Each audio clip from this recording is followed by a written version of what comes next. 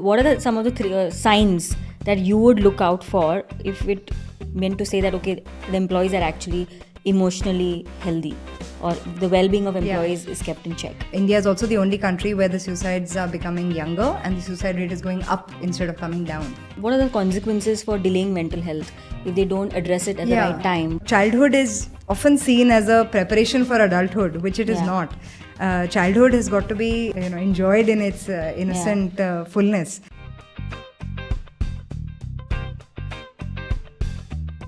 Welcome to Breakthrough Moments with Priyanka Bhatt. Today we have a very interesting organization. Amaha is a mental health organization that offers psychiatry and mental health services to more than 5 million users. Their app, in fact, has got 5 million plus downloads and they reach 600 plus cities. They have recently opened their centers in Bangalore and they support therapy in 18 Indian languages with outpatient centers in 8 different cities, including Mumbai, Delhi, and Bangalore. Neha is a global ambassador for mental health, a speaker, and an author. Let's hear it from Neha Kirpal herself. We have her on the show today and understand her journey of how she's built her organization. Neha, I'm very happy to have you on my show today, Breakthrough Moments. You have a very interesting journey. I've been following your journey since last year, and you also mentioned to me that you're from a PR and marketing background. So tell us about your journey of how did Amaha happen for you and what really sparked that thought that India needed a mental health company like yours. Well, for me, it's been a lifelong dream because I've seen a lot of mental health challenges in my own family. And so thank you for introducing this conversation and topic here today and inviting me to the show. I think, right from the 80s, my mother suffered a severe mental illness. And so from the 80s, 90s, 2000s, I've been seeing how broken and fragmented the mental health infrastructure is in this country, how unresponsive the services are, how difficult it is to talk to psychiatrists and get a psychologist on board. And so it was just that. And I just carried that dream through my adolescent and teenage years. And of course, in the middle, spent 10 years founding and running the India Art Fair, which I then sold. And then finally in 2018, decided to now, after going through my own grieving and healing journey, to work in mental health. And so I spent a year going around the world, met over 200 mental health organizations just to see what are the care models that work, what are the approaches different organizations are taking, the role of tech, and then decided to work back here in India. And that's when I joined Dr. Amit Malik at Amaha. Right. So tell me, what are the gaps you saw while you were building Amaha? What are the gaps or challenges you saw, say, that other organizations or other startup companies were solving? So is there a big gap that you saw that you were planning to get into, or you said, okay, hey, this is something I really want to solve for? Yeah. I mean, if you look at the high-level situation, India's got a third of the world's depressed suicidal cases and addiction cases. 200 million people with diagnosed mental health conditions, 50 million children. So the numbers are absolutely astronomical. And there is a 95% treatment gap. So even if you look at the severest end, India needs 36,000 mental health beds that it doesn't have. And so such is the need for access. The other problem is around accessibility. There isn't any reach in tier 2, tier 3 cities. People, the language is a big barrier. How do you access the right kind of help in local languages? And how do you basically find integrated care available? Because right now it's up for the family to figure out where do they go and find different doctors, where do they find a hospital, how do you even begin the journey? So there is a big knowledge gap, there is a big access gap, and there is a big gap in quality mental health services. And they are very fragmented, right? And that has just been the nature of care globally. So when it comes to mental health, all countries are developing countries. Nobody has figured it out. And so for Amit and myself, the idea really was to be able to build an integrated service where there is a certain quality assurance by building it entirely in-house. So that we are responsible for the psychiatrists and therapists care that we are providing. We are responsible for the technology tools and services we are making available online. And it's all in one integrated fashion. Got And it. so that was sort of the idea. Understood. So, when I've been reading about mental health space, I did come across a lot of startups like Your Dost and those kind of startups. So, what are you doing differently, which these other startups are not catering to? I know you did mention that you have an integrated service and you have in-house therapists, more than 200 therapists. But are there any other, value adds that a customer or a patient can get with your setup, especially you're doing it online? Yeah. So, Firstly, we don't see any of these as sort of competitors or inadequate services. India needs 50 million such organizations, and so in that sense, there is the more support that is available, the better it is. We work very closely with all of these organizations in different capacities, and we've set up a not-for-profit called the India Mental Health Alliance that brings everyone together as well. I think the approach for us is that while several of them have picked a niche, right? Some are providing technology-based support, like Vaisa, who's leading with AI tech. Some are providing college-based mental health support. Some are working exclusively with employee mental health. I think for us, coming from our own lived experiences and what we have learned and seen is that you need that single person or that single family needs the whole range of mental health support. Right, as someone who's had a family with 2 generations of mental illness, and I lost my brother to mental health as well about 5 years ago. It's a very personal journey, and so we see this as an integrated care need. And so the idea for Amaha right from the beginning was to really talk to our investors, talk to different stakeholders, and ensure we can build the entire care ecosystem under one umbrella. So that's basically been the priority.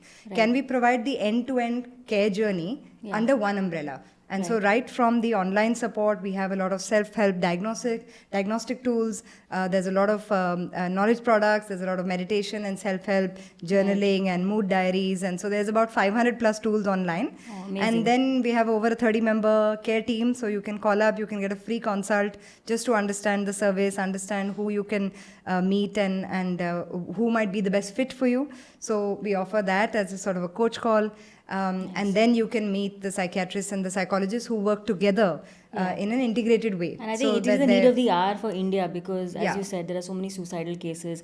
Anxiety, depression is, in every field you see, whether it's a corporate massive. field, it's massive. You also mentioned your family member suffered schizophrenia as well. So do you offer those kind of services as well, like extreme disorders? Absolutely, and that's the other big differentiator, that a lot of people who are providing services are catering to support that is perhaps handleable in an outpatient setting or manageable at home with some sort of therapeutic support and so on. I think for us, really, the idea was, can we cater to the severest mental health conditions that there are? So we look at a big focus is on schizophrenia and psychosis, bipolar, looking at addictions of all kinds, and eating disorders. And so we have specialists across all of these, and they all work together. And that is the reason we have just last week opened our first inpatient hospital as well. And so we have residential care for acute distress, for suicidal cases. And so in that sense, the family gets support no matter where they are at on their care journey. And we are able to work together with the family members and provide the clinical support. And in between different sessions, there is the entire sort of 24/7 support system available online. And now we reach over 600 cities across India. That's amazing. We do 18 languages. And the app itself has over 4.5 million downloads. That's amazing. So you have 8 physical centers you were mentioning some time back, right? So most of your therapy sessions happen online, or does it also now you see a lot of patients coming offline? Because when we look at therapy, I think that physical intervention is required somewhere. Of course, you can have therapy online, and most of us have gone through therapy at some point in our lives. But I think that physical proximity to your therapist, them understanding you, understanding that emotional part is very important. So how do you deal with that? Absolutely. And that's the other reason we are differentiated perhaps from some of the others you have named. Because we believe that for severe mental illness, for complex cases, for cases where there's more than one family member impacted, we have to see them offline as well. Having said that, a lot of people opt for hybrid. They'll do some offline and then they will do online as well. So we have that option. And the online gives us reach to 600 cities. And that those are places where there are no psychiatrists and psychologists available. And so they are able able to reach help, and COVID has really changed a lot of things for people, so they've been able to take in online help in a big way. Yeah. And so we are able to provide this support across both channels. Okay. And in that sense, then they are able to find the best fit of psychiatrists and therapists to work with. Awesome. And they are able to get all their case notes and all their history and everything. It's on the same platform. Their records are maintained. So, even if they were to come back 2 years later, they would be able to pick up from where they left off. Right. And what are the price points you look at? See, I understand it's a very customized service because everybody's issue is different. But is there a price point that you look at in terms of your services? Yeah. And I think accessibility is a big point. So I'm glad that you brought it up, because we have therapy and psychiatry available at all price points, ranging from just over 1,000 and then going to maybe 3,000 or 4,000 rupees. And so in that sense, there is a variety of professionals available. We also have a lot of subsidies. And so we have often partners who come in, like at Children First, which is our child mental health organization.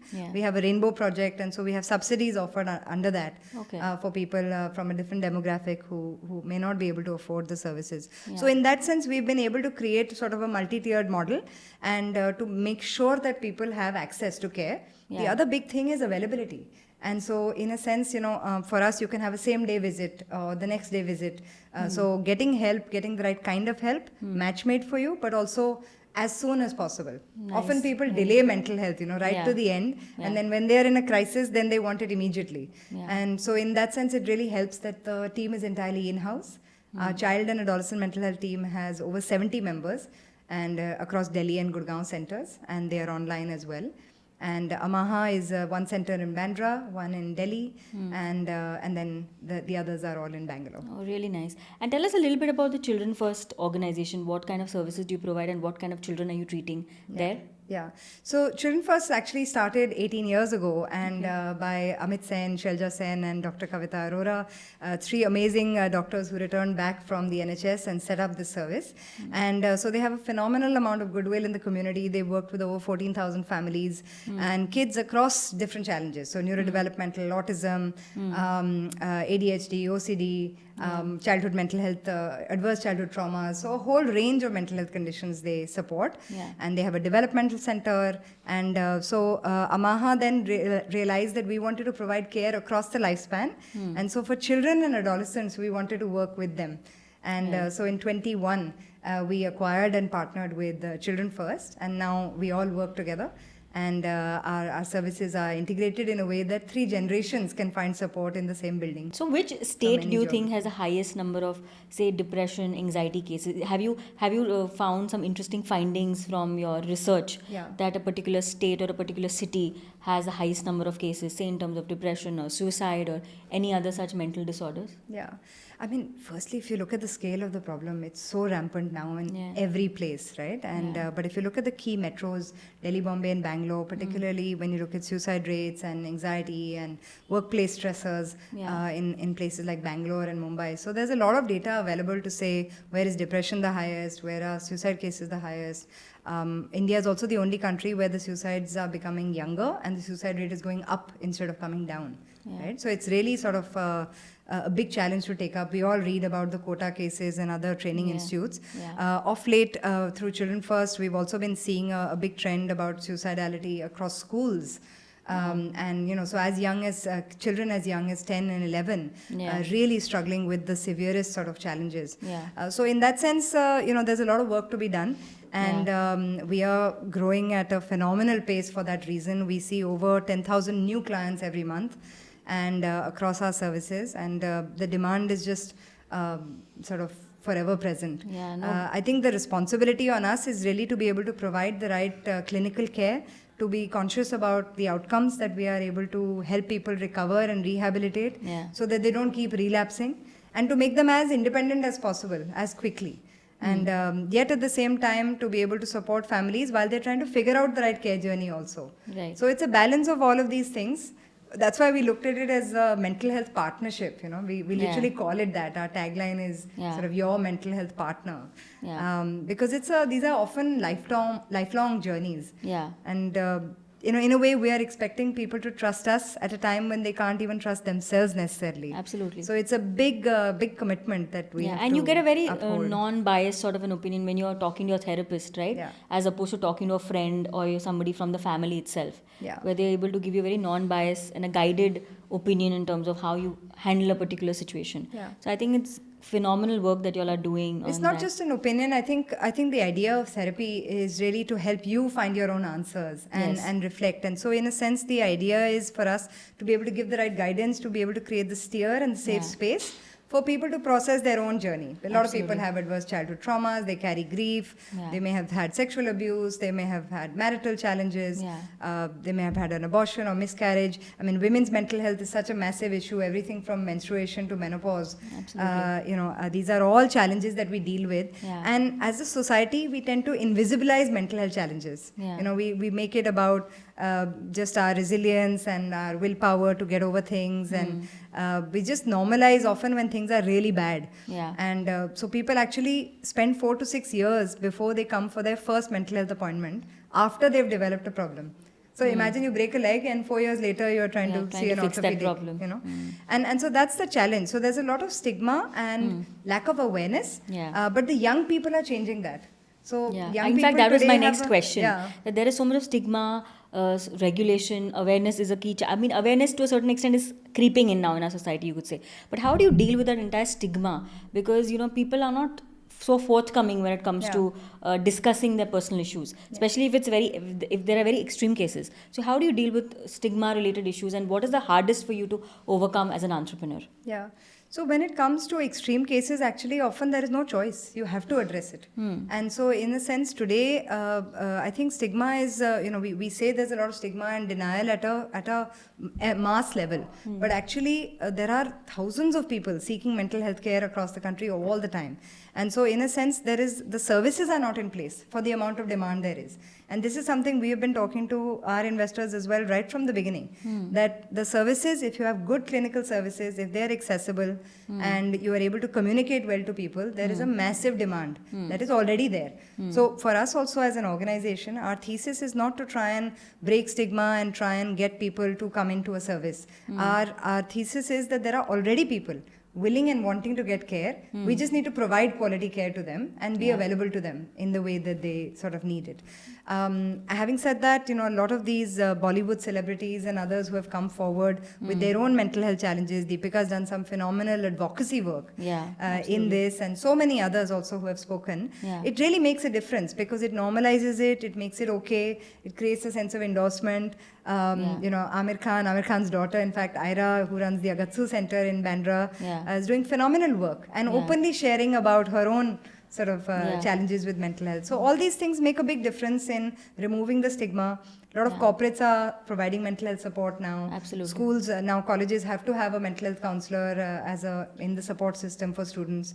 A lot of the digital channels have really worked for youth mental health and young people, Yuva and Youth Ki Awaaz and so many others who are advocating for mental health support.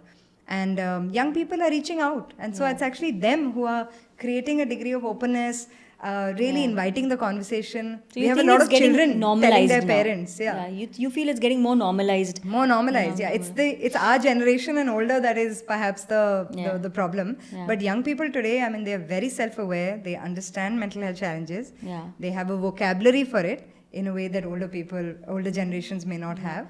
And they're very open to seeking help. So we just have to follow the next generation. No, awesome. No, I'm glad you brought the entire celebrity angle also, because that as Indians, we also look up to them in terms of the kind of work they do, right? The entire it's Bollywood and cricket. They make Bollywood and cricket is like religion for us, right? So when you talk about say Deepika Padukone or even Honey Singh was in the news of late with a lot of issues with anxiety, depression. So there's so much of pressure on them as well. So what is your take on this entire thing, and have you also handled any such celebrity cases in your experience of building Amaha?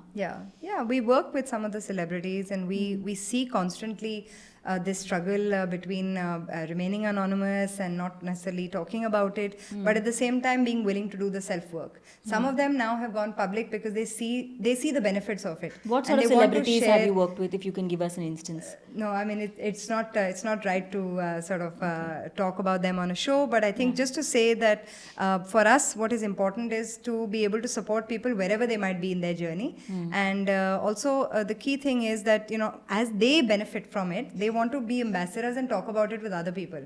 So that's what's phenomenal. I mean, seeing so many cricketers also talk about their mental health challenges, and it makes a big difference because people then respond to that in a very open way. Yeah. All right.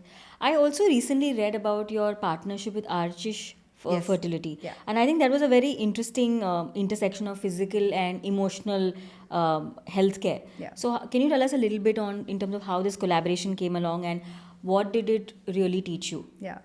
The first thing is that the mind and body are completely connected. People think about mental health as a whole other thing. It sits within the body and intrinsically connected to all parts of our gut health. And, you see a lot of autoimmune challenges, cardiovascular challenges. All of this is connected to mental health. Yeah. So women's mental health, IVF, and all the journey of IVF, whether it's the hormonal changes or whether it is the emotional ups and downs of going through it in the first place. Often, people have dealt with miscarriages and various other challenges. So mental health support is integral in that. And so we provide psychiatry and therapy support with them bundled in together with their offering. And in a sense, it really helps because then it helps the clients also understand how they are processing it emotionally. It's a big journey to go through after all. So in that sense, we've bundled the services, and that's not the only one. We have several other partnerships like this that are bringing physical health challenges together with mental health. Diabetes, autoimmune challenges, so many of these have a mental health aspect to it. And we also see that people with underlying mental health challenges, they take longer to recover. They have more hospitalization, they have more relapses of their physical health conditions as well. And so we have to address them in conjunction. And so this is the effort. We do a lot of doctor training workshops. We talk to a lot of general physicians. We work with pediatricians, gynecologists. So these are mental health trainings that we will do with them. And then be able to provide a sort of a cross-referral. Oh, very nice. And I think 10 or 15 years back, the entire mental health space was so different in India. It was still very nascent. But people are, I think, now opening up to the conversation and being comfortable speaking about it. So would you be okay also to share with our viewers a little bit on, I know you mentioned about some personal challenges that you went through which, pushed you to start this company. So can you tell us about your personal journey and what are the frustrations you had as an entrepreneur which really pushed the envelope for you, saying that no, this is it, this is what I want to do? Maybe run us through that journey as well, because that will be very interesting for people to learn from you. I think, when you have businesses that are born out of passion, out of personal purpose and need, here it's really about transforming one's own pain and trauma and the learnings from that and saying what is it that will really help families. So for me, right from a very young age, I would keep diaries, of saying that, someday I will talk to this psychiatrist uncle and I will do this and I will do that, and really trying to say how should care be designed, how should services be designed to be responsive to the family. How do you talk to people in a waiting room? How do you handle the child of a parent with schizophrenia? How do you sort of not miss out that the other family members are also suffering? So the gaps really that I saw from the 80s, my mother had schizophrenia when I was about 5 or 7. Her illness started, and we didn't know anything about this illness. We didn't know what it was. We didn't know what it meant. All we saw was the symptoms of it, which is a lot of delusions, a lot of hallucinations, a lot of false thinking. In fact, in my mother's case, she had a very difficult journey. She and my younger brother went away. They were away for a period of 10 years, uprooted from their homes, uprooted from school. And so, the disease really can shatter a whole family. And 10 years later, when we started my mother's journey of recovery, we went to various hospitals, we went to various rehabs, but we didn't get proper care anywhere.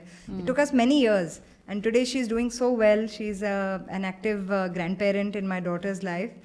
She's been stable for 14 years. So, after being untreated for 20 years, here is somebody who has been able to reclaim her life. And be part of the family again. My brother, on the other hand, continued to suffer, and I lost him 5 years ago.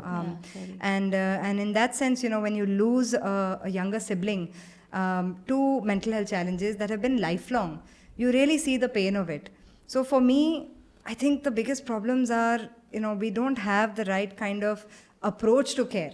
It is very biomedical, it is very top down, it's very hierarchical. We have to humanize care. We have to put people at the center of it, those we are trying to serve. And we have to be able to win their trust. And that will only happen when you really truly understand what is it that people are suffering, what does it feel like to be in those shoes. And so for Amit, who's a psychiatrist and has spent many years in the NHS, many of our other psychiatrists have had global training. They're bringing together the best of sort of medical science that is available around the world, but we're also combining it with our own lived experiences and saying, what does that care journey look like in the eyes of the people actually suffering? And so our commitment really is to try and see how we can humanize our entire care offering, how we can make sure that whatever we have suffered and dealt with, we are at least able to solve those problems. So psychiatrists and psychologists working together and not separately. Who is diagnosing the care? Who is treating the care? How are medicines being given? How do I know I'm not being over-medicated or under-medicated?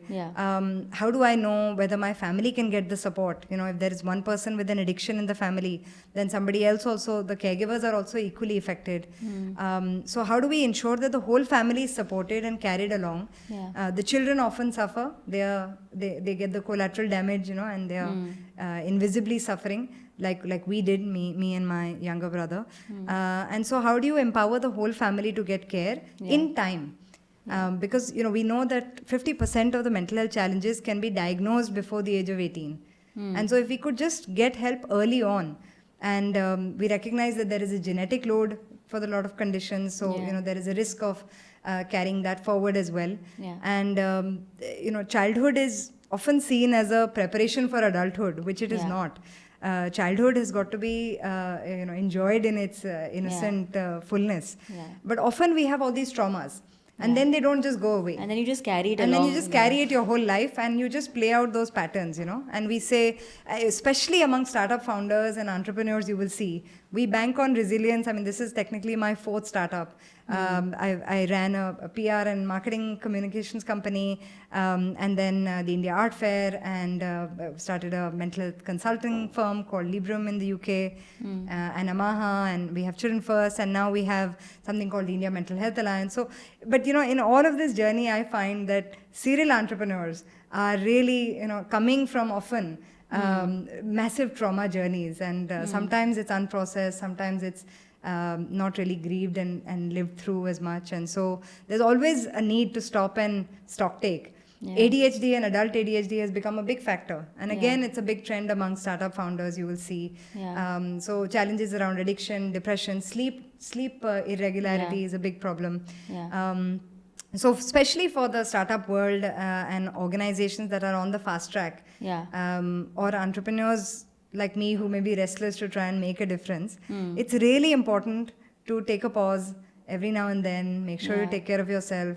Yeah, it's very interesting that you say that startup founders have these issues like ADHD and sleep disorders. So have you encountered any such situation where you've also treated that community and that has shown massive benefits to the entrepreneurship community? You can throw some light on that too. It's a big part of the work we do. I mean, like I mentioned, we work with over 100 plus corporate clients. A lot of them have like law firms, for example, high stress environments, so whether you are an employee or you are a manager of a big team, or you have certain mental health challenges, in any case, as you at any stage of your work life, it's a massive problem. So if you look at startup founders, if you look at entrepreneurs, I mean, look at the funding cycles that people go through, the efforts that it takes, how hard it is for women entrepreneurs.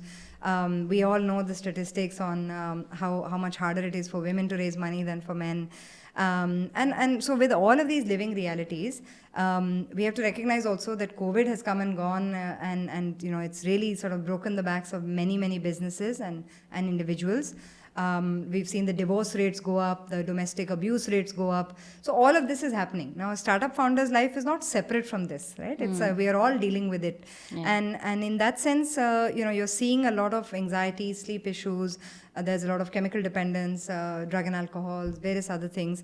And people are wanting to address it. And so whether you look at various rehab admissions, or now we've just opened our hospital for now, you will have this entire profile of people coming and getting help, because it's very much sort of needed.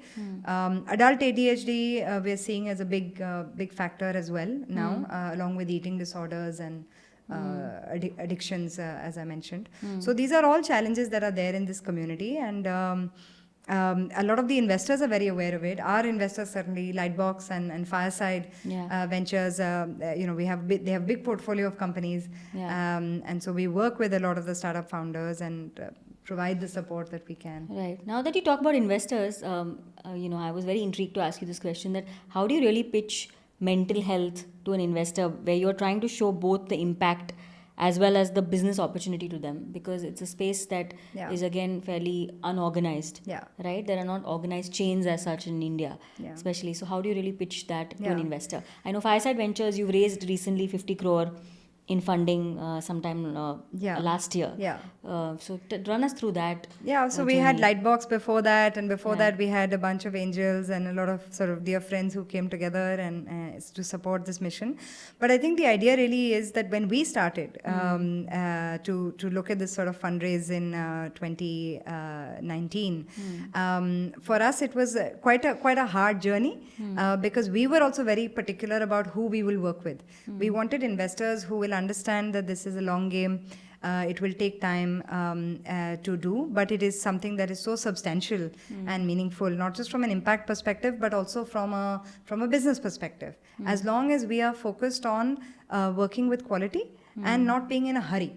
And so I think that Sandeep at Lightbox has just been a phenomenal partner right over the years, really understanding the nuances of mental health care and support that are needed, and how painstakingly you have to build it out one bit at a time. So first we had the digital platform, we developed that extensively, then we built our outpatient centers, and so we started offering the therapy and psychiatry, and now we have finally built our first hospital, and we look to building maybe 30 to 40 of these now. These are all 30-40 bedder units across the country, and so in that sense it's a whole care ecosystem. Now before we started down this journey, there was no other model like this in the country, and so convincing was an uphill task. But I think what really helped was a lot of personal conviction, about knowing what the real need is and believing in it very passionately. The intent of both startup founders, and we were both in our 40s. We're not in our 20s. This is not a pie in the sky thinking. We're bringing our entire lived experiences and professional experiences to this. And so really seeing the intent and seeing the long-term commitment to the space, but also recognizing that actually it's a massive opportunity, and people are really out there in need. Like I said, 200 million people suffering, 95% treatment gap. I mean, we are at scale looking to build 1,000 beds in our business model. India is already in dearth of 36,000 beds. So, I mean, frankly, if there are, our sort of target addressable market is even just 10 million out of that 200 million. And even from within that, we are catering to just a few 100,000 at scale. Today, we already have 10,000 new clients every month. And so, bit by bit, we are going through this journey. The key thing was to help them understand why is it that one organization needs to build the entire service under one umbrella. Because normally, you have a big focus on saying just do one thing, or just build one technology product, or just bring one offline service. But the belief here really was that the same family or the same person needs all of this. So at what point are you going to say, now you go to somebody else? Right? We don't have this service, or we cannot help you in this area. So I think that really was the key thing to convince, that can we provide the entire integrated mental health service under one umbrella? Can we become pioneers in that? Right? We are the first and the only service. Actually, globally, if you look at it, there are very few models that exist that are like ours, where the technology and the offline services are all in one. You have the best in class sort of global science, but you also have lived experience. and you are creating a service that is accessible in local languages and at this scale. Right. Very few services. So in this sort of an environment, we know where other brands are superficially doing things, or maybe some brands are only looking at one aspect, as you mentioned in your earlier conversation. How do you really clinically stay authentic while staying true to your mission? Yeah. And it's all about sort of getting the right clinical outcomes, right? Yeah. Because the rest of it is all just noise. And frankly, we get carried away in the narratives and social media and various other things. But really what is important is to recognize people are in need of the right care and support. It has to be at the highest level of quality. It has to really be understanding what their personal needs and context is, and then being able to design a care plan that is responding to that. And we have to remain true to that all the time. And so there are lots of checks and balances in place. We have a lot of protocols. We have a lot of supervision. We have ongoing training programs. At the India Mental Health Alliance, we've trained over 2,000 psychologists. We're now starting an early career psychiatrist program. We are starting an experts by experience program to bring in lived experience expertise. And so training, quality supervision, building clinical protocols, putting checks and balances in place so that no individual practitioner can just go off and do whatever they want. Yeah, so they are what sort of accountable to the whole certifications? ecosystem. Right. People come in with different kinds of certifications, but we do our own training on top of that, because a lot of them who are graduating are not practice ready. Yeah. And so they're constantly having to upskill themselves. Right. Now, if you're opening the hospital, then inpatient care requires a different kind of training as well. You have ECT, you have RTMS, you have various technology interventions as well, machine-based interventions that are supporting the human and the pharmacology. And so how do these all work together? So there's constant upskilling and training happening, and we are creating a sort of organization-wide accountability for that, so that all clinicians are being able to put the checks and balances in place for each other. They're also able to learn from each other. Yeah. So constantly, discussing getting peer supervision, hearing from each other about what their challenges are. Yeah. All of this really helps. It creates a community for mental health professionals. Right. So that is got to be the primary objective, and it's not that other people are doing it superficially. There are a lot of amazing organizations doing great work. I think our intent is to be able to do great work at scale and be able to reach as many people as possible. Right. So how do you retain the highest clinical quality and excellence and the best scale that we can Best possibly outcomes. achieve? Yeah. Yeah, awesome. No, more power to you, Neha. There's so much that you're working on, and I think it's quite inspiring to just hear your journey and everything else that you're building. So, more power to you on that. Thank you. I'd also like to ask, in terms of user behavior, what kind of changes you have seen in user behavior? I know you've delivered about more than 100K sessions, therapy sessions, 10,000 patients come to you on a regular basis, on a daily basis, as you mentioned. Yeah. So 10,000 new clients new every clients month. every Yeah. month. Oh, In wow, addition to the that's- ongoing. That's massive. So, what are the kind of new user behavior patterns you've seen perhaps of late during your interaction with patients? Yeah. So Any sort we've- of trends that you would like to share? in a sense, a lot of things are on the upward rise, whether it's suicidality, whether it is self-harm, whether it's addictions. There's a lot of these invisible things now, like vaping and all this has become a Yeah. massive problem with young people also. Yes. Because there's so much social legitimacy around some of these things. So that is one thing. We are seeing our platform was, in the early years, it was largely women. We're seeing a much more equal ratio now. A lot of men coming forward as well for mental health support, which has been harder, perhaps because of our social conditioning. Men find it harder to reach out to support. Because we are able to provide care across the family for children also, and transition years, school to college, college to workplace. So all of those things. So we're seeing a lot of uptake of families coming in. And so multiple cases or multiple people getting help from the same family. And that really provides the holistic support they need. Yeah. So that is also, I think, a big trend. Being approached by a lot of schools.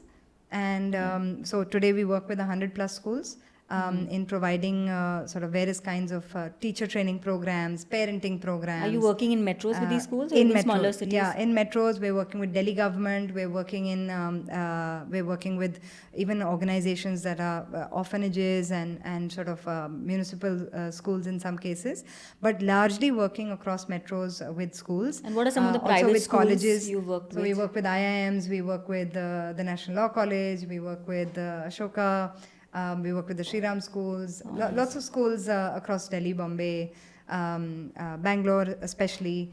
And then our therapists also go to these campuses and actually work with them. So there's I think the young youth mental health has become a big, massive need. And we get a lot of young people, When you say particularly youth because we mental are, health, what sorts of age group are you catering to? yeah. So that's the point I Is was it making, 15? that actually we as a service, and this is where we are really truly unique, I would say, we can go from 0 to 100, right? Because we are at the very, very young age, 2 years, 3 years old, picking up on developmental markers, looking at the any Oh, wow. neurodevelopmental challenges Even that kids as young might as have. 2-3 years. Yeah, so we have a development center. So we start very, very early, and then we are able to, from the age of 5 or 6, 7, we are able to look at anxiety and depression, sleep issues, various challenges like that may come in. Yeah. And then from the age of 10, 11, we're looking at the preteens and body image issues, identity issues. People's sexualities have become a big point in their lives as they explore. Yeah. And so all of these, we are able to support them through the transition years. And so those are some of the things that we are picking up on. On the elder care side, we're looking at a lot of dementia, Alzheimer's, a lot of cognitive decline, Parkinson's for the older population. And sometimes, for example, in the case of my mother, she has schizophrenia, but also the early onset of dementia. And so you have multiple comorbidities. And so then looking at that together with general physicians is also a big area. So this whole liaison psychiatry, as you call it, working with, so we're doing a lot of cross referrals then. Right. Working with GPs, working with gastro doctors, and especially for the elder population, you need all of that, because by that age there are multiple Health challenges. Yeah. The other is in terms of severe illnesses like cancer, cancer care, a lot of need there for mental health support, cardiac, post, if you've been through a cardiac arrest and you've been through surgeries, how do you look at, so mental health care is a big part of that. Also, if you look at things like obesity, weight management, again, mental health is a big part of that. I think there's no area that you've left untouched, Yeah. it seems. Because That's amazing. eating, we eat to cope, right? I mean, it's like saying any unhealthy dependence Yeah. is because there is something unprocessed emotionally. When you say mental health, what do we really mean, right? You're talking about people's emotional challenges, behavioral challenges, adjustment challenges, relationship challenges. Yeah. So it all comes under broadly under mental health, right? Right. And any sort of customer feedback that has helped you improve the platform, or something that you've implemented that has really Everything helped is only based on customer feedback. Everything. So Okay. everything is, we are constantly learning. We are Learning. constantly trying to understand. We have a series now set up called the Hope Collective, and Okay. this is a series of narratives by people who are who have suffered some challenges. They've got the help and they want to talk about it. And so these are all Amaha clients. It's a community of clients who have come together to offer hope to others. That's really so it's nice. it's all learning constantly and evolving in response to what people need. That's really nice. And some of our own journeys and what we have seen, as back in my day when I was admitting my mother in a hospital, what was that journey like? What were the challenges? So whatever we've been able to pick up from people's learnings, we are trying to build something that truly understands that. Got it. And what do you think are some of the misconceptions people have about mental health in general in India? Yeah. Are there any misconceptions associated to? Because stigma is one part, Yeah. but I think, misconceptions. the such? stigma comes from a misunderstanding, actually, right? A lot of people feel that mental health challenges is a personal failing, right? You're not strong enough, you're very weak, or you should be able to handle this. But or that's in our societal generation- conditioning, Yeah, right? that's societal conditioning. So that's what creates the pressure. So the first thing is to really understand that it's not in your hands always, and you can get help, and that can get better, right?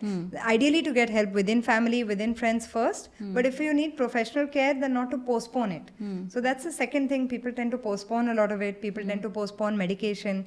They may actually need it. And actually for younger people, if they take the right intervention, whether it's medicines or therapy, at the right time, then it's better for them for the rest of their lives. Yeah. But people tend to postpone. And the other challenge is that people don't know who to go to. They don't know whether to go to a psychiatrist or psychologist. They don't know how to trust what is the advice being given and the care plan. And the truth is that the providers also have to take responsibility, because there's a lot of very bad practice out there, right? A lot of psychiatrists and therapists are taking money from drug companies and therefore prescribing drugs just randomly. There is no quality benchmark. A lot of people are, there's no standardized training for psychologists, for example. So everything from charm healing to, various other modalities are all considered. So I'm a big believer in a combination of indigenous and clinical and bioscience, but also lived experience and community-based interventions. But it all needs to be validated, right? It needs to be built out as evidence, and it needs to be proven that it works. Correct. Right? But there's a lot of guesswork and a lot of lack of professionalism. And so that's also one of the challenges, that we are trying to create a system that is transparent, that is accountable. Yeah. And not just sort of doctors who just don't even look at you, write down your prescription in 3 minutes, 5 minutes, and just send you off, and these are all sort of bad practices, which is why people are disillusioned. Right. They don't know who to trust. Right. So how do you build trust? You have to create transparency, you have to create accountability. Right. You have to create the right clinical protocols. So these are the things people have misconceptions, but it's not their fault. It's for the right reasons. Similarly, for children, a lot of people feel embarrassed that their child might be suffering. It's quite hard for teachers to identify if there is a child in a class with some mental health challenges. Even teachers don't have the training to identify that what has happened to this child and what can I do. Maybe they don't have the know-how. They don't have the knowledge, know-how. the means. So we have to train the teachers. It's not enough to just have a school counselor. Every teacher has to be responsible to provide the care and to understand the challenge and flag it up. Similarly, parents have to understand that young children might have some difficulty or the other, and there are things called adverse childhood traumas, and everything from divorce to relocation to parental abuse. So many things all add to our traumas. Absolutely. And the trauma is not what happened. The trauma is that when it happened, how could you address it, or who could you talk to? Right. So if you have a trusted adult to turn to, then life can become easier. So how do you communicate around mental health? How do you build a vocabulary? These are all the problem areas that people have. Right. Interesting. Slowly they are able to build the right understanding. There's a lot of misinformation about what are these diseases. People don't know what schizophrenia or psychosis or bipolar is. What are the symptoms? How do I know at what stage to get help? People don't know. So can we create that education for people to know how do you identify a challenge? How do you know when to go to a doctor? How do you know when to get, what kind of help to get? And there are so many different modalities. How do you choose what works best for you? Right? These are all questions that people have. Who is going to answer these questions? And slowly things are changing. I think people are coming and being more open about and being more vocal. So it's often trial and error. A lot of people get burnt out because they've been to multiple psychiatrists, they've been to multiple psychologists. Nobody can figure out what's happening. The truth of the matter is that science is still developing. We don't understand the mind fully, right? And so we don't know which treatment will suit which person in what way. And the mind is too complex, right? Every case is individual and different. And so you cannot have a one-size-fits-all approach. So for a lot of people, they go and something doesn't work and they feel it didn't work for them, and so then they stop taking treatment. But the point is that it is a bit of a trial and error. People have to recognize, they have to be patient. It takes time, and it's not a one-size-fits-all. Right, absolutely. Has there been a time where therapy has actually helped you? I understand you went through your personal challenges, and that's what pushed you to start this startup after having 3, startups yourself. But how has therapy changed you as a person? When did you take therapy in your building the organization? So at every stage, I feel like therapy, both individual therapy as well as group therapy, as well as community-based peer learning groups have really helped me. And I remember in my I want to say late teens, early 20s is the first time that I had the chance to get support myself, and it was really helpful, and I was able to the things that I couldn't talk to my family members about, I could talk to somebody about. And even if you get some frameworks, firstly, if you just get a safe space where you can share your feelings, for a young person, that in itself is a big thing. If you don't have that space in your family, but you can share what you're going through, part of the healing happens through that only. Because you just want to be witnessed, you just want to be seen. You want somebody who understands that what you're going through is difficult for you. So I think that really helped me. For example, I spent many years just banking on resilience, just banking on willpower and inner strength. And until I realized that is a limited capacity and I'm going to fall apart. And so I went through that journey when I was in my early 20s. Of realizing that actually I've been through a lot of trauma, and if I don't take the time to really grieve and heal from that, then I don't know how I'll function. Yeah. And so I took the time at that stage, and I thankfully had the right support. And slowly over time, one builds oneself, So from being someone who was very anxious and constantly socially awkward, big sort of shame and stigma with mental illness in the family, today I'm able to champion and talk about it and own my own whole story.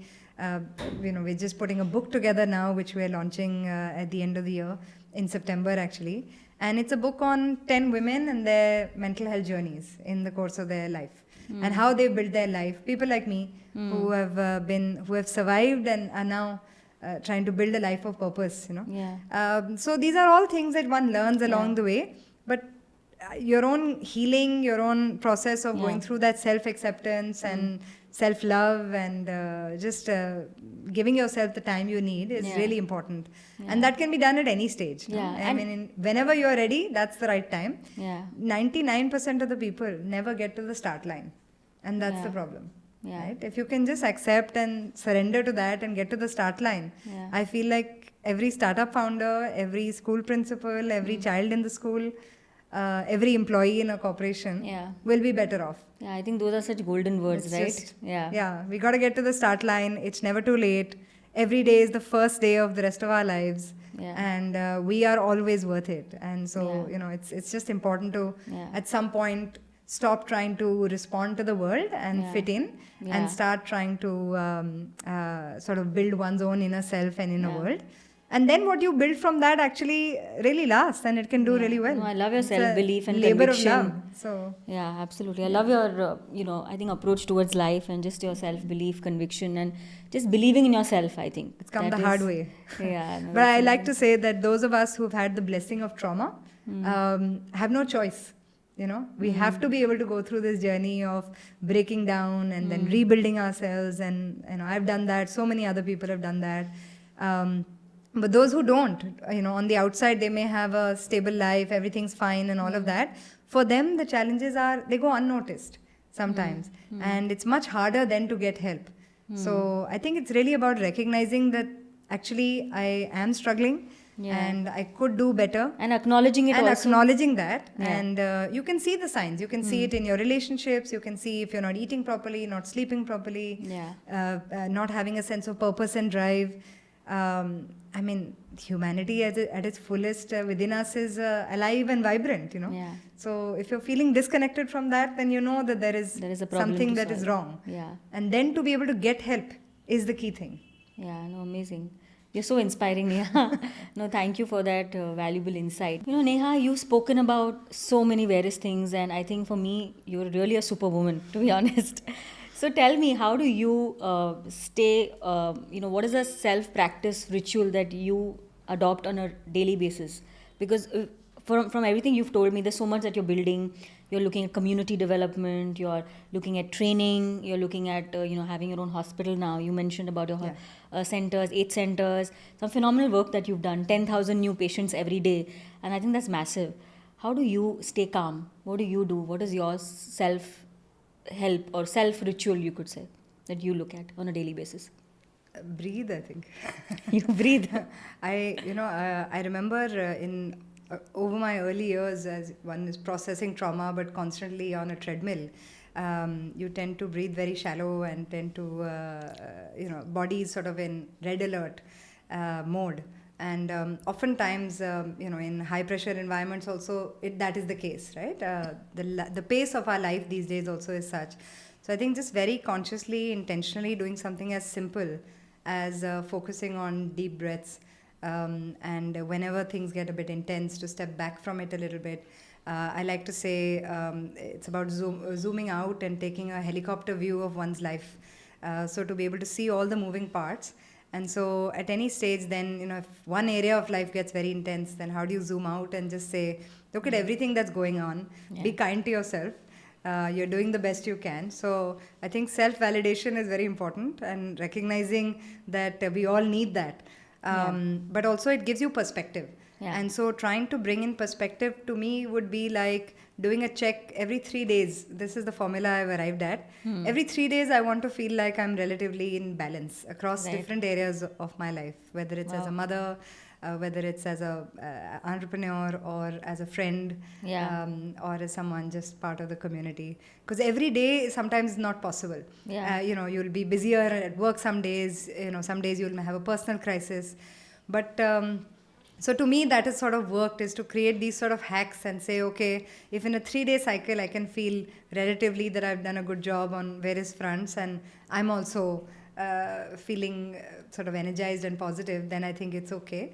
And similarly, if I'm not okay in that 3 day horizon, then I try and do some quick checks and quick addressals. If it's taking a bit of time off to rest, or it's spending more time at home, whatever it might be. Yeah. So Neha, very curious to ask you, amidst all the amazing things that you're building at Amaha, do you take vacations? Very often. I think it's really important to rejuvenate oneself and have nature-based holidays. My daughter and I both dive, so we go on diving holidays, and all of this really helps you reconnect with yourself, and centers you, I feel. So I'm a big believer in taking time off whenever needed and whenever possible. And in fact, I think it really enhances the creativity and the productivity and the energy that one can live with. And so it reinforces life force. That's amazing. Now let's talk a little bit about the role of marketing. Right now, there's so much of stigma associated with emotional well-being, mental health as such. So, what role do you think PR and marketing plays in order to get your word out there, to tell your story in the most authentic way? Yeah. So I'm a big believer in attraction over promotion, right? Which is that the service and the work has got to speak for itself. This is something that, if you look at the Alcoholics Anonymous program, and that is a big support group for addictions, all those programs, and the Al-Anon family support program, they really believe in this. And so when you build a credible good work track record, then people will refer, people will come through, people will advise others. Those who are suffering from mental health challenges are always asking others, where did you go to get help, how did you get better, etc. And so in that sense, I feel that the word of mouth and the PR that we talk about is really important, not from a selling or a marketing perspective overtly, but really be able to build a community. So, for example, at Amaha, we have a community online which has over 30,000 people in it, who are dealing with different kinds of mental health challenges, but they are together as a community. So, that is our biggest set of ambassadors in a way. Or we have this Hope Collective initiative that we've set up, where people who've actually been through care and support at Amaha are now able to talk about their journey and inspire others to be on the same path if they need it. So, this sort of thought leadership and this sort of endorsement by community members is really the best way to go. So PR, I think, plays a big role. It also helps in building the understanding of what is mental health problems, how do you navigate it, what is the right approach to care. It helps people understand what are the steps that they should follow, how should they even do it. So the psychosocial education part of it is really important, and that is where marketing and PR can play a big role. We can manualize a lot of things. We can do self-help products that are out there that actually tell people, okay, if you have these challenges, these are all the things that you can do. Make checklists of saying, okay, at what stage you can reach out for help, how do you talk to a psychiatrist, what are the right milestones to look out for. So there is so much psychoeducation at every stage. That is the sort of thing that you need to write blogs and do these podcasts. I mean, I think phenomenal what you're doing as a channel, because Thank you. This sort of taking the whole person approach and really not just looking at celebrating the successes of a business or of an entrepreneur, but really investing the time to go deeper in understanding the human beings and their journey. It actually stitches it together because it shows what is the motivation of that person, and it creates a lot of hope and confidence for others. It means a lot coming from you, because it just makes me believe that, okay, I'm in the right path of, telling stories like yours to the world and bringing those stories to life. life. Absolutely. And creating these safe spaces where people can be their whole selves. We may be a startup entrepreneur or a parent or whatever, but ultimately we are all of these. Yeah. And the whole idea is that, you have to carry your whole self along in all your contexts. Yeah. Otherwise, that is the problem, that you're living half lives, or you're living a different version of yourself in different places, and that creates a dissonance. Yeah. So I really appreciate platforms like yours, because it really helps people understand a full perspective of a person and their journey. Now tell me, this show is specifically for entrepreneurs, founders, leaders who lead with conviction, right? For a lot of businesses. So I'd like to understand, like, in terms of mental health for the corporate India, how do founders deal with challenges? Firstly, tell me, what are some of the challenges that startup founders go through? You spoke about ADHD, you spoke about sleep issues. Are there any other sort of challenges startup founders go through, or like which they go through while building their business? So the first thing is that startup founders go through all the challenges that everybody else goes through. As human beings, whether it is adverse childhood traumas and difficulties, whether it might be anything to do with depression or anxiety or any addictions or anything that is happening in normal society, is something that will affect startup founders as well, right? It's not a category of people that is separate from humanity. Yeah. In addition to that, I think the stresses of that journey, whether it is a fundraising cycle, whether it is proving a business model out, whether it is the responsibility that someone takes personally to be able to do something, and our own ambitions. Sometimes all of that creates a lot of, it's like being in a pressure cooker all the time, right? And if you don't release the whistle of the pressure cooker, it's going to explode. Right? And so, in a sense, oftentimes, because of the urgency that is built into the sort of founder's journey, from a funding cycle to the next, or from proving out, how many clients they have, or what is the revenue they've been able to generate, I think somewhere that pace, if they're not able to personally keep pace, or the business is growing slower, or it is a difficult climate, or the idea may not work, they may have to do something entirely different, it's very hard. Overall, and that creates this sort of artificial extra pressure on them, which is not necessary. Many high stress jobs have that. Legal profession has that. Medical profession has that. So many pilots, so many professions have a lot of high pressure. But I think for startup founders, those are the challenges. And emotionally, what are the consequences for delaying mental health if they don't address it at the right time? What do you think are the emotional consequences for leaders or people at really high positions in the corporate world? So the problem is that, and here's the other issue, is that when a startup founder or an entrepreneur is struggling, right, that affects how he's showing up at work, that affects how he's showing up in his relationships, right?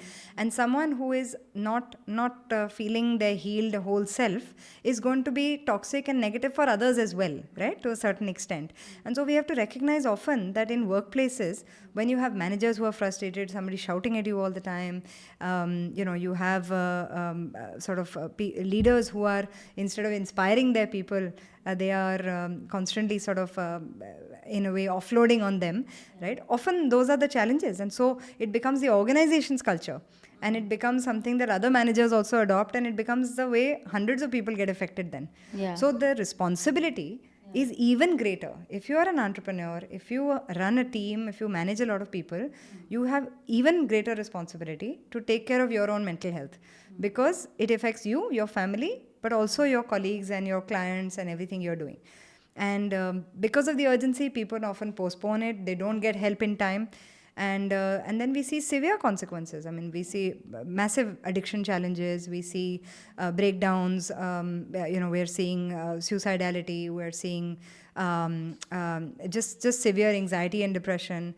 There are many challenges that startup founders go through, and then they have to get the help they need at that point. So that brings me to a question, that what sort of a culture do you think founders, CEOs, leaders should build in their organization where people are not really ashamed to speak up about the mental health issues? So the first thing they should do is address their own mental health issues, and perhaps create a safe enough environment to talk about it, so that others also feel that they are in an environment where right from the top down, the founder and the entrepreneurs understands me as a person, understands that we can be going through a journey. See, mental health is not a one-off.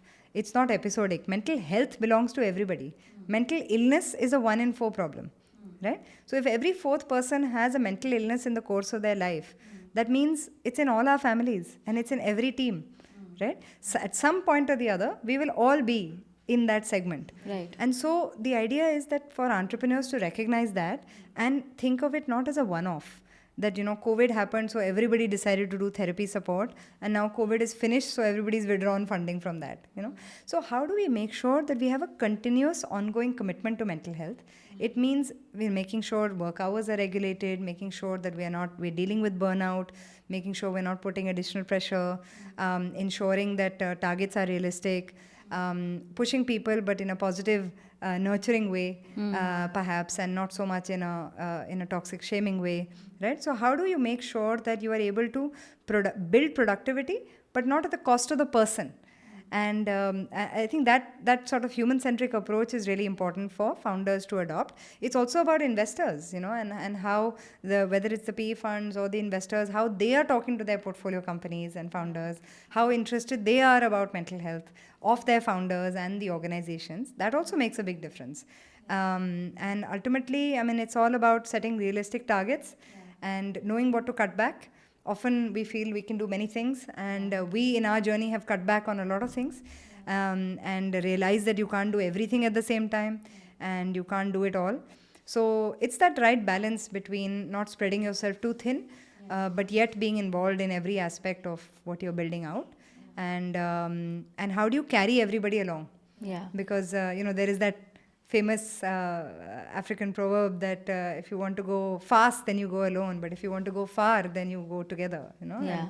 And so the whole idea is, how do you carry people along, build a sense of community? It creates a sense of loyalty, and people will stay longer. Yeah. And how do you think mental health founders can actually care for themselves, because there's so much of stress, Yeah. and it's always a high pressure job. As you said, they have to report to investors. It's all about P&L, managing teams, leadership, expansion. There's so much that's going on, right? And there's such little time that we have. So how do you think they can care for their own mental health without adding too much to their to-do list? I think it's about managing the to-do list, right? And saying that the starting point of your day is not your to-do list, but it's about how you're feeling in your body and in your mind, right? And so if you just sort of reboot that and say that, every day, to make sure that you have a good night's sleep, on the nights that you have not, to make sure that you are aware of what was playing on your mind. As you wake up in the morning, is there a morning ritual? Is there a bit of exercise that you can do before you start off your day? How do you center? Big believer in meditation, and even 10 minutes, 15 minutes a day, to really center yourself and sort of rejuvenate and connect with all parts of yourself. If you find that there's some anxiety or some worry, then to acknowledge it. Even if you don't have time to get to it at that moment, but if you just acknowledge it and you set aside time and say, okay, I will get to it at 3 o'clock, that's okay. But it's important to feel acknowledged. And then to be able to make sure that you plan your day in a way that you're able to take the right breaks. A lot of us have back pain, body pain, this, that, and the other challenges, autoimmune challenges. So how do you manage your day in that sense? And keep a mix of some recreation, some family time, and I think that's important. Have good work-life balance as well. Yeah, I mean, with COVID, we're all working from home also, and we're working all the time with the phones and things like that. And so sometimes work-life balance is not so neatly segregated, especially for entrepreneurs. And which is why I was saying every day may not be possible to be perfectly balanced. Yeah, but you have to come up with your formula. So my formula is once every 3 days. I want to feel that I'm generally harmonized. And so even if someday it goes off track, then you're not hard on yourself. Yeah, it is you're balancing your center. Because the other problem somewhere with founders and entrepreneurs is often that we're very judgmental about ourselves. We are our own worst critics. Oh, I didn't do this today. I didn't have enough family time today. Everything is a goal and a target. So just to create a bit of space for being compassionate to yourself, and forgiving yourself, and taking it a little bit kinder approach to yourself, I think will go a long way. Right. And if we are able to do that for ourselves, we'll be able to do that for others also. Great. So awesome. Some really valuable insights. That I think is very important for nurturing and nourishing yourself. Yeah, thank you for sharing that. If you were auditing a company's culture today, what are some of the signs that you would look out for if it meant to say that, okay, the employees are actually emotionally healthy or the well-being of employees is kept in check. Yeah. So what are the signs, say 3 signs that you would look out for? Yeah. So, like I said, we work with over 100 corporate clients. They're of different sizes and stages. Some are large institutional clients with thousands of people. Some are small startups. And so at every stage, you want to make sure that there is a certain amount of balance and regulation in the work environment. Are the expectations aligned with what is humanly possible in a day, in a week, and so on? Is a large majority of the people feeling a burnout, a sense of anxiety, a sense of lacking purpose, lacking meaning, So just doing a sense check that how is everybody feeling, and you can do that with these, we have a dashboard. We're able to see as people take individual therapy and psychiatry sessions, or they talk in their small cohorts, we're able to get a sense of what the culture is. So I would say the first thing is to get a sense of that work-life balance and what the culture of the organization is. The second is there a sense of safety for people to bring their whole truth to their managers? If they were to say, I have bipolar, or they say I was going through a divorce, will they get the support? Or will they be judged and shamed? Will they be, if they're saying they're planning a family, will they be getting their maternity leave, or they'll be offloaded? So is there a sense of safety in the organization to actually be able to bring up your problems and then be able to get the accommodations? So I think that is an important thing, and that starts right from the top down when it comes to sort of founders. And the third is that if there is a mental health problem, then what is the organization doing to support that? Because are they taking quick bets and saying this person is suffering, let's just remove them right now? Or are they saying, okay, take some time off, go get better, get the help you need, So you have different kinds of organizations. Some actually believe that they want to invest in their employees' mental health. Some believe that your mental health is your problem. I have nothing to do with it.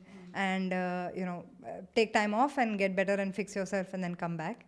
And some believe that if you have a mental health problem, then you're better off elsewhere. Yeah, which are some of the companies you feel in India, especially at a corporate level, are doing a lot for employees' welfare and mental health? In India, which companies come to your mind? Yeah, so there are a lot of companies. I mean, it's look at the culture of it. I mean, something as age old as Godrej, for example, is doing so much work around identity, around inclusion, around mental health, across the entire conglomerate, right? You have certain banks and American Express we work with. They are doing a lot in this regard. You have law firms like Amarchand Mangaldas. They're doing a lot in this regard. So you have different sectors, different examples of even not-for-profits who are working in for employee mental health and taking care of that. So it depends on where they are laying their priorities, but there are a lot of organizations now who are very invested in supporting mental health. They realize it as a core problem. They don't want to lose good people. Attracting talent is a big challenge, and losing good people is a big problem. So I think a lot of people are now maturing to recognize that they need to provide the support. Yeah.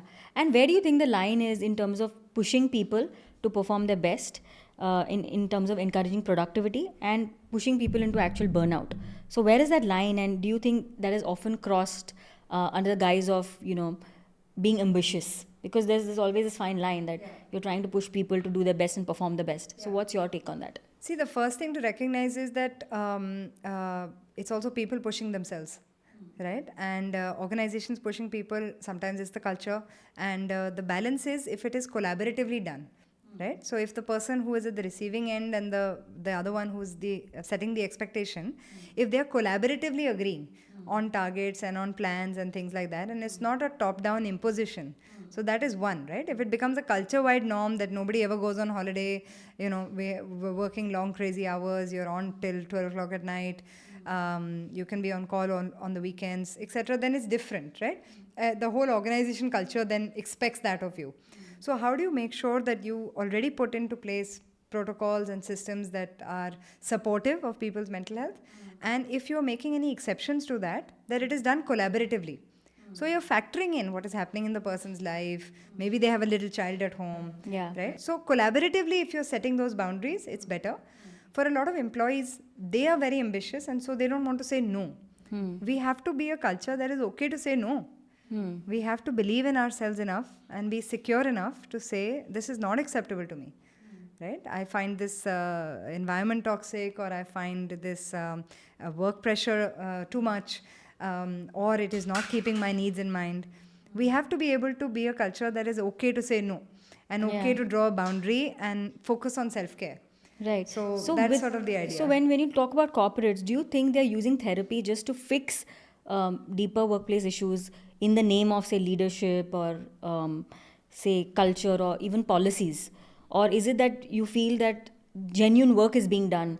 Like you mentioned about Godrej, you mentioned Yeah. about American Express. So what is your take on that? Like, It takes all kinds. I mean, there are many corporates who are simply ticking a box, and they say, okay, we need to show that we are doing something for our employee welfare, or our investor wants us to do something for employee welfare, so we are showing that we have this service. So some people just do it to tick a box. Some people do it with much more intentionality and mindfulness. They will do internal trainings. We have done sessions with the corporates where we have gone and done the inductions of their management. We have talked about the services we have. The CEO or the leaders have themselves sat in sessions and said, this is very important. We are very invested in this. So there are many kinds. And it really just depends organization to organization, how serious they are about it. Some people use it just to tick a box, and some people actually want to give lasting care. Some people provide support for the family members as well, which is very valuable. Right? So it's a whole mix, just like everything else. right. And someone who's listening to the show right now, if they are struggling in their journey of mental health or emotional well-being, just to, be themselves, as you said, like be yourself, right? What advice would you give to people on the show? What are some of the advice, piece of learnings or advice you would give? I mean, I don't know about advice, but I can tell you what I've learned in the course of my life is really that sometimes the hardest thing to do is to be oneself. There's a lot of resistance, there's a lot of shame, there's a lot of pressure and we're all trying to be somebody else, and with some other kinds of successes and milestones to our name. So I think true happiness and peace and fulfillment comes from being your truest self. And whatever is the journey to get to that should be our number one priority. If we do that, then I think whatever's born from there is also the best that we can achieve, whether it is our work, whether it is our studies, whether it is whatever. So I think really just being honest with oneself, realizing who we really are, what are our blockers, where are we stuck, at what point have we become the person people wanted us to be and lose the person we actually are. A lot of people don't even know themselves. And so that journey, that inward journey to yourself, like I was saying, the homecoming, is really what is important. And if you give yourself that foundation at any stage, in your teens, in your 20s, 30s, 50s, coming in at 75 and saying, I want to now be myself at any age, it is perfectly fine. You look at, when people are on their deathbed, a lot of their regrets are around what they didn't do, what parts of themselves they did not live out. So to not die with any regrets, and so I think that's really the idea. How can we focus on finding our true self, being our true self, and engaging with the world from that place, rather than from any artificial place of where we want to place ourselves in order to be the best or the most successful or any of those bright and shiny labels. Wow, that is such valuable piece of advice, Neha. Thanks. Thanks Keeping for it really that. simple and just saying to find the journey to oneself is really the most rewarding. Yeah. This is the last segment now of the show. It's a rapid fire round that we'll have with you. So I'll be asking you a few questions and maybe we'll have just one word answers from you. Yeah.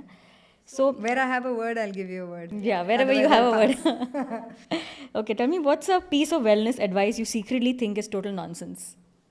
Well, this idea of work-life balance, people use it a lot, but I don't know if people understand it. So my notion of work-life balance is a little bit different. Okay. You have 3 minutes to calm your mind. What's your go-to hack? Breathe for 3 minutes straight. Okay. What's the worst productivity hack you've ever tried? The worst productivity hack? I don't know, fake it to make it. Okay. You're curating a mental health survival kit. You get to add one book and one song. What are you choosing? I mean, the song is so personal for everybody, right? Different things resonate. So are you asking for my personal For favorite? yourself, yeah. I think, there are books that I mean, there's The Homecoming by John Bradshaw. It did a lot for me in my stages of recovery. So I think Homecoming would be my sort of go-to book. And song, there are so many that come to mind. Anyone? Anyone?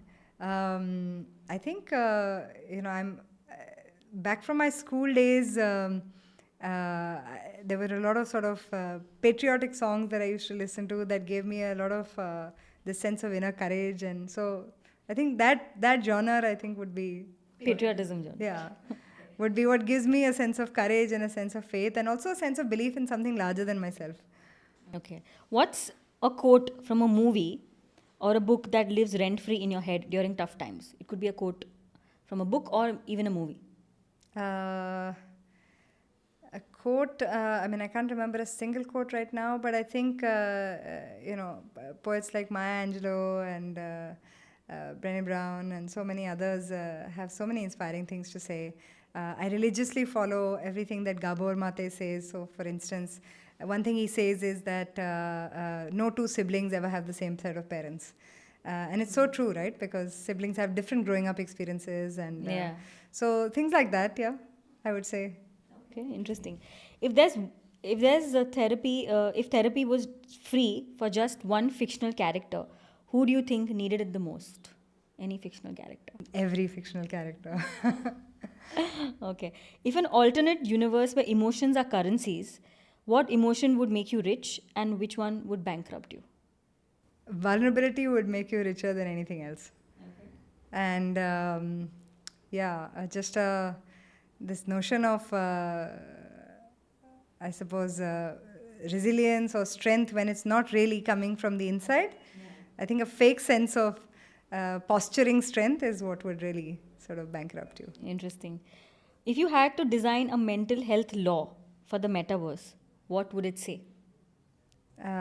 Start from yourself. So basically really just sort of bringing the intentionality back to the self and making that the starting point of your recovery. Awesome. Thank you so much, Neha. I think that was so inspiring. I think I've learned so much, I think, from your journey. I'm very, very happy, that you came onto our show and you've shared such valuable and insightful, learnings, and you were so authentic and just yourself. So thank you for just being yourself. Thank you so much. Okay. That was Neha Kirpal. I think what a phenomenal and inspiration story. I'm sure you guys have had your share of learnings. I surely have had my share of learnings. So if you've liked this episode, stay tuned and follow us, like, subscribe and follow our page, Breakthrough Moments with Priyanka Bhatt. Till then, keep building, stay curious and stay inspired.